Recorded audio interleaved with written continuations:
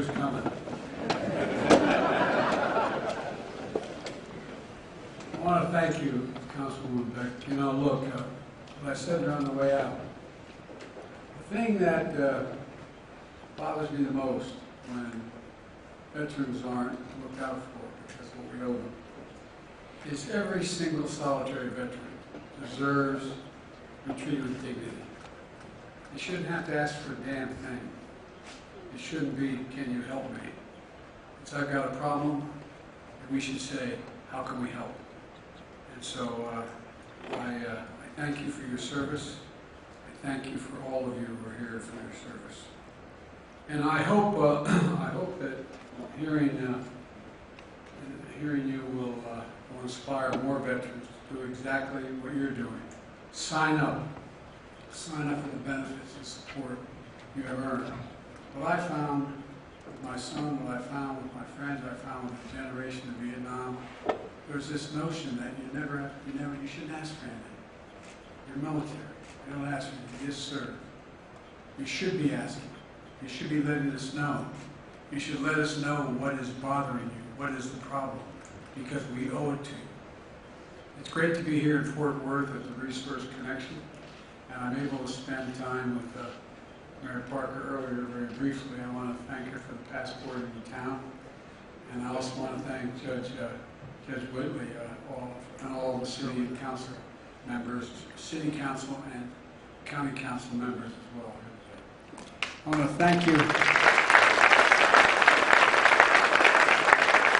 I often tell the story. I got elected to the county council in my state. We have we're like a miniature Illinois. We have one state with 60% of the population.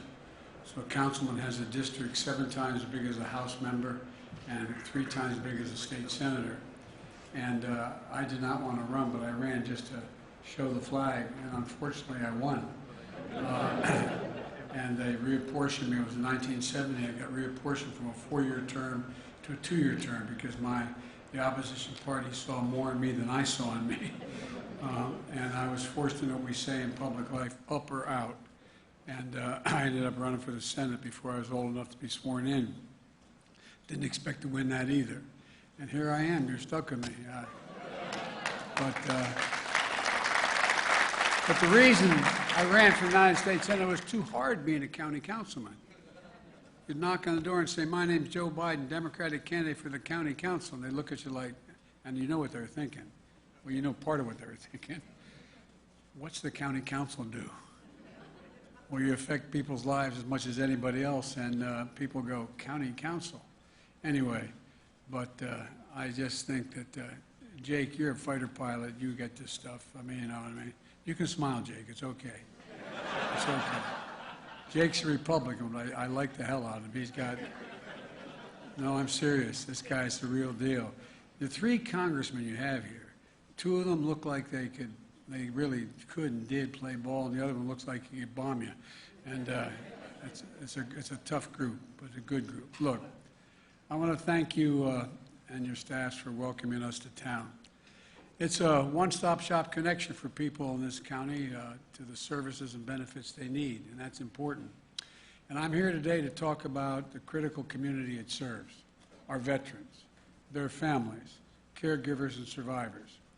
I'm joined today by the bipartisan group of Texas reps that are here and who care deeply about these issues. Congressman Mark Veazey, I want to thank him so much for giving me the passport into his district here. And I want to let them know how proud I am to sign into law the bill to create a national monument to Medal of Honor winners and recipients and the values they represented. It was a very important thing you did.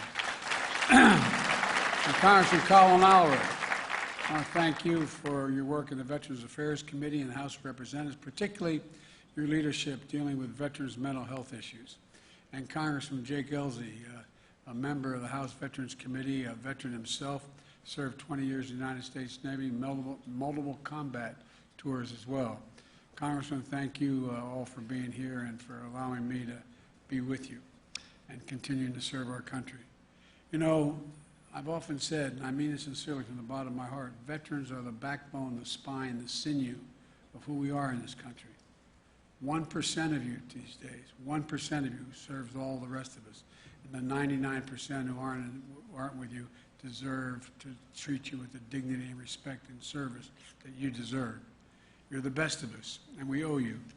And I've always believed that, and I've said this from the time I was a young senator, we have many obligations in the United States Senate, the United States Congress, President of the United States, to the American people, to the elderly, to the poor, to those in need. But we only have one truly sacred obligation, and I mean this, sacred obligation. That is to train and equip those we send into harm's way and care for them and their families when they come home. Only a small percentage, I said, deserve and claim the title of veteran. More than 1.4 million of them are living here in Texas. That's about 6.5% of your population. And to be a veteran is to have endured the survival and survived challenges most Americans will never know. And you have done it, and you've done it for all of us, all of us. A week ago, during my State of the Union message in Washington, I spoke about the bipartisan unity agenda. 4 big things I think all of us, Democrats, Republicans, Independents, can agree on and rally around. One is dealing with the opioid epidemic, which is stealing the lives of so many people. 2, mental health for our children that are in the wake of all that's happened because of COVID and all the consequences. There's over 1 million people out there who are no longer sitting at the kitchen table this morning because of COVID, and people worry about that, and the kids particularly. 3rd is ending cancer as we know it, which I'm confident we can do. And 4th is supporting our veterans, fully supporting them. These issues unite us because they impact America in every single solitary state. Issues that go beyond partisan politics because they're about people, our neighbors. Caring for our veterans has been a central focus of my administration since day one. And for the last year, the Department of Veterans Affairs, led by Secretary McDonough, has been the linchpin of our government-wide push to make life better for American veterans. Providing assistance through this pandemic, like job training and housing. We're helping lower-income veterans access VA care debt-free. We're expanding access to health care services for women veterans, the LGBTQ community veterans. We're implementing a plan to bring down the rate of suicide among service members and veterans. You know, it's sad to say, but to this day, we average 17 veterans a day commit suicide. Every single day. More than get killed in combat. Every single day. It's an absolute tragedy that demands not only a whole-of-government approach, but a whole-of-country working together to deal with this issue. Texas is one of those states participating in the governor's and mayor's challenge to take on this crisis. And as I announced in my State of the Union message, we're focusing on meeting the specific care and needs for all our veterans who suffer because of their service, for all our veterans. We learned a horrible lesson after Vietnam. It was the harmful effects of Agent Orange, which were dropped upon so many thousands of veterans, and the years it took to manifest illnesses in veterans. Because then the veteran had to prove that whatever his problem was directly a consequence of Agent Orange. Well, we passed a law that I was proud to be a co-sponsor of a long time ago, saying that if you had Agent Orange drop upon you, it was presumed that the illness you had was the consequence of that. And how we're even slower to connect the dots of what's happening to those too many Vietnam veterans living in a lurch, unable to access the care they needed. It was only in the past year that we added bladder cancer and conditions of underactive thyroid and Parkinson's to the list of conditions tied to Agent Orange exposure, as science told us more. Decades after the exposure took place, it took far too long to reach that decision, in my view. And I refuse to repeat the mistake when it comes to veterans of our Iraq and Afghan wars. Not only did they face the dangers in the battlefield, but they were breathing toxic smoke and burn pits near where they're based. I was in and out of Afghanistan and Iraq 23 times. I spent a fair amount of time there as the United States Senator and as Vice President. The burn pits that incinerate wastes of war, medical and hazardous materials, jet fuel, and so much more, just dug in big pits not far from the hooches, not far from where our veterans were sleeping. When our troops came home, the fittest among them, the greatest fighting force in the history of the world, too many of them were not the same. Headaches, dizziness, numbness, dizziness, cancer. And we don't know yet enough about the connection between burn pits and each of these diseases so many of our veterans are now facing. But I'm committed. I'm committed that America make the commitment to find out everything we can. I'm committed to the families like Danielle Robinson, the widow of Sergeant First Class Heath Robinson, who joined my wife Jill in the First Lady's box of the State of the Union. Sergeant Robinson was born a soldier, Army National Guard, combat medic in Kosovo and Iraq, stationed at the same bases and around the same exact time as my son, Major Bo Biden, United States Army. In Baghdad, Sergeant Robinson was stationed yards from burn pits the size of football fields. And back home in Ohio, Danielle and their little girl waited for him to come home, to coach the soccer team, to build Legos. But when he finally came home, cancer likely caused prolonged exposure to the burn pits, ravaged his lungs and his body. A soldier who could bench press 315 pounds, squat 400 pounds, run 2 miles in 12 minutes, would be bent over in a bathroom gasping for air. Danielle, working full-time, turned to become a 24/7 caregiver, scared to leave him alone for even a minute. He was just 39 years old when she held his hand as he took his last breath. But Danielle said he never stopped fighting, and neither did she. She kept fighting for his memory, in his memory, for our veterans and their families are going through the same thing today. Families like hers, like so many of yours, you're the reason why we're doing everything we can. We've increased funding for VA research to study the health effects of toxic exposure in the military. We're speeding up the process to identify and address adverse impacts of military-related environmental exposure. We're following the science in every case, but we're also not going to force veterans to suffer in limbo for decades if the science is even if it's evenly divided. When the evidence doesn't give a clear answer one way or another, the decision we should favor is caring for our veterans while we continue to learn more, not waiting, not waiting. So I directed the VA to move quickly to review more of the cancers and provide determinations on whether or not they're presumed to be service-connected within 90 days. And by the way, you saw what happened when at 9/11 when the buildings went down in New York. You saw the thousands of firefighters who, in fact, were because of the toxic smoke they inhaled. Finally, because some of the people in the media and in entertainment insisted that they be compensated for. Well, when diseases are so rare that there isn't enough evidence, we'll examine other factors as well. And this week, Secretary McDonough is developing a new rule that will add several rare respiratory cancers to the list of presumptive conditions for certain veterans. We also need to know more about which of our veterans may have been exposed to burn pits in the first place or other environmental toxins during their service. To record possible exposures before service members separate from the military. So we're building a more comprehensive database from the Department of Defense and the Veterans Affairs to use to track access to exposures. We're working hard to educate everyone across the VA system about the potential impact of specialized care needed for burn pit exposure, urging veterans to sign up for the VA Burn Pit Registry and to make sure they know about the benefits that may be available to them. You know what I found about veterans as we worked for those who are trying to deal with the mental health problems? Is they're used to always giving. You don't think you have a right to ask for anything. You don't think you have a right to ask. We're asking you to tell us. Tell us where you've been. Tell us what your needs are.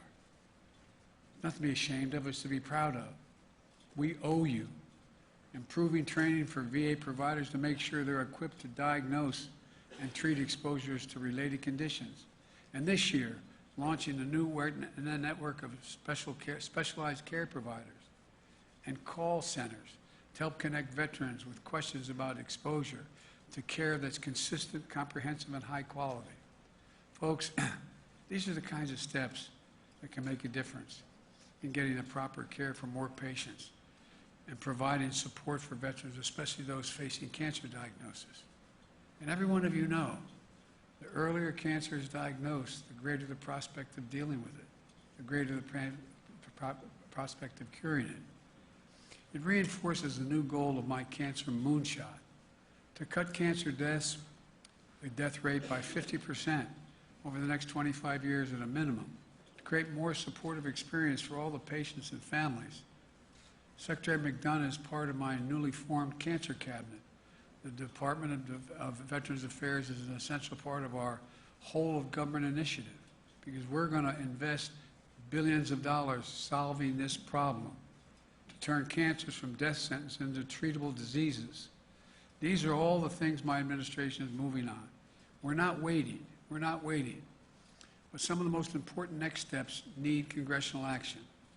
Both the United States House of Representatives and the Senate have bills in motion that would extend eligibility period for VA care for burn pit-related health impacts from 5 years to after leaving the military to a minimum of 10 years. That would open enrollment to all veterans who served in Iraq and Afghanistan. And in February, the Senate passed their bill to do just that, unanimously, Democrat and Republican. And the House bill that passed just last week would do even more, expanding health care, mandating research, reforming the process of determining presumptions, and adding more conditions to the list of presumptive care. Both of these bills have bipartisan support. These are the bills that unite the American people. These are the bills that will deliver necessary care for our veterans and their families. And let's get those bills to my desk so I can sign them immediately. Immediately. Folks, we have a sacred obligation as a nation.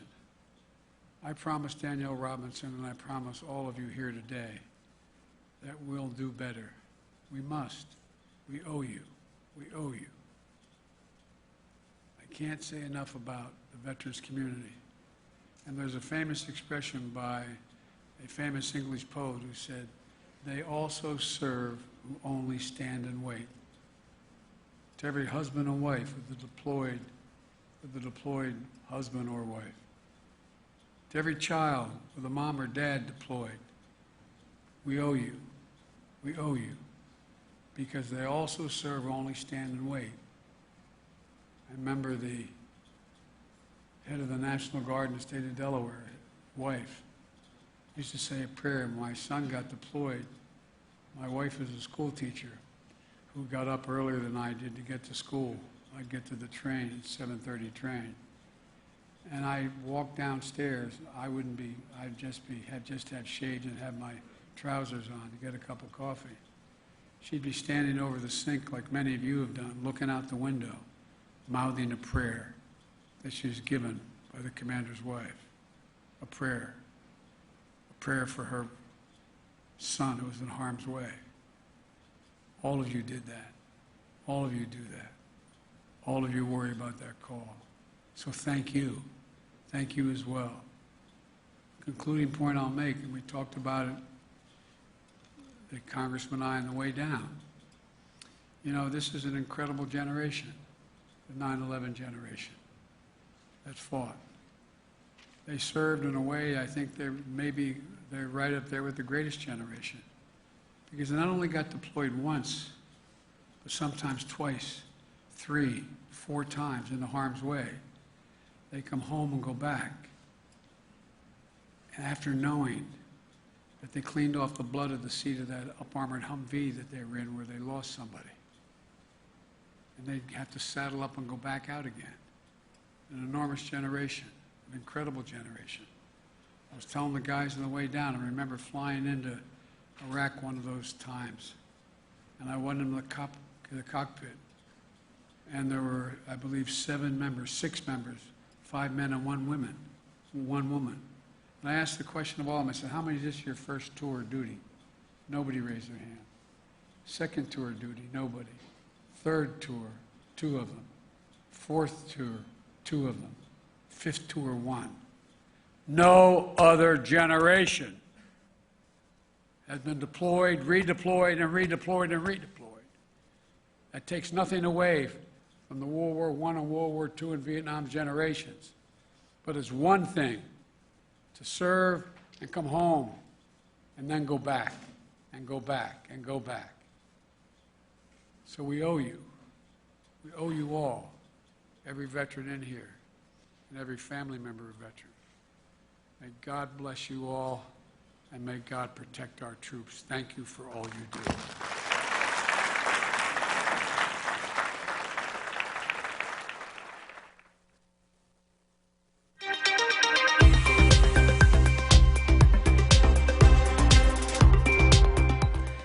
Thanks for being with us here on KXAN Live. I'm Will Dupree, coming to you from the KXAN Live studio. President Joe Biden just wrapped up his remarks there at a venue in Fort Worth. He visited Texas today to talk about expanding healthcare access to veterans exposed to burn pits, which are used in some military combat zones to burn off military waste. And he laid out there what are some of the health risks of doing that, even drawing a line to his late son, Bo, saying his son potentially suffered complications health-wise related to those burn pits. Again, he's calling for action related to legislation for this particular effort. We did hear some reaction coming in a few moments ago from the Republican National Committee, and I want to show you their statement that they sent about President Joe Biden visiting Texas today. Chairwoman Ronna McDaniel said this. She said, quote, "Instead of witnessing his border crisis or meeting with American energy producers, Biden would rather buy oil from terrorist regimes and let millions of illegal immigrants flow into the country." She says Americans are paying for Biden's failure. Again, this is a statement from the Republican National Committee's chairwoman, Ronna McDaniel, about President Joe Biden's visit to Texas, which is wrapping up here now in Fort Worth. President Biden will head back to a naval air base where he'll board Air Force One to head back to D.C. It's been an incredibly busy day. It started off with him announcing that he's banning the import of Russian oil to the U.S. This is in retaliation for Russia's attacks and ongoing assaults against Ukraine. We have more information about both this visit to Fort Worth, the origins of that trip, which all stem back to what he announced during his State of the Union last week. We also have information about the impact economically that this Russian oil import ban could have on gas prices here in the country. So you can read more about that over on KXAN.com and on the KXAN News app, which you can download on your smartphone. Thank you all again for watching here on KXAN Live. I'm Will Dupree. We will see you back here another time. Please enjoy the rest of your evening, everybody. Take care.